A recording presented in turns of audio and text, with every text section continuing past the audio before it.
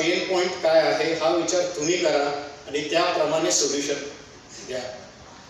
शेवटच्या 12 वर्षांमध्ये दादांना शारीरिक व्याधींना तोंड द्यावे लागले. आठवड्यात 3 वेळा मृत्यू पावला.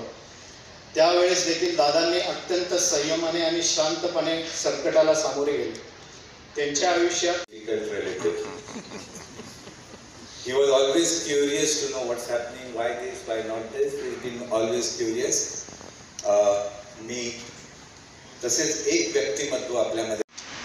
दादांची पेरेंटिंग स्टाईल वेगळी होती आणि ती म्हणजे ते कधी डायरेक्ट रागवायचे नाही, काहीतरी इनोव्हेटिव्ह पद्धतीने समजवायचे आणि एवढं पॉझिटिव्ह प्रेशर वाटायचं की आम्ही ऐकायचं.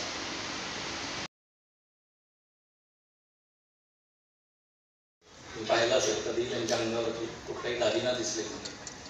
आम्ही या पुस्तकात तो प्रयत्न केला आहे की उदयबाबूंना भाषेचे अलंकार आम्ही घातले नाही. जे लिहिलं आहे ते उदयबाबूंसारखं नितळ आणि स्वच्छ आहे.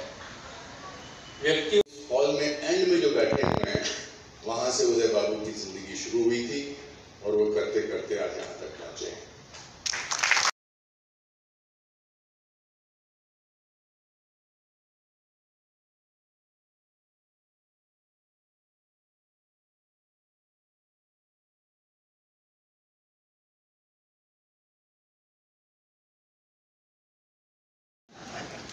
I never got more than 38% marks in my life.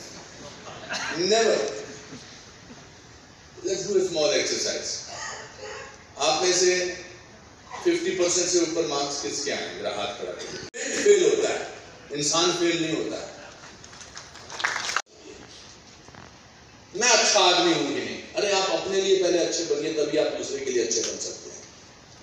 हम एक प्रिटेंशन की जिंदगी जीना शुरू कर देते हैं. And I think people who pretend don't like themselves. That's why they want to be somebody. एक जो सच बोल सके, दूसरा जो सच सुन सके. कधीही वाकडं तिकडं काय असं बोलले नाही. माझ्या अडचणीमध्ये खूप मदत पण त्यांनी केलेली आहे.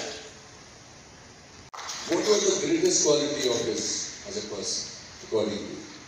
He's a thorough gentleman. अच्छा. What is the definition of a thorough gentleman? You are also a thorough gentleman, sir. You are a thorough gentleman 90 years.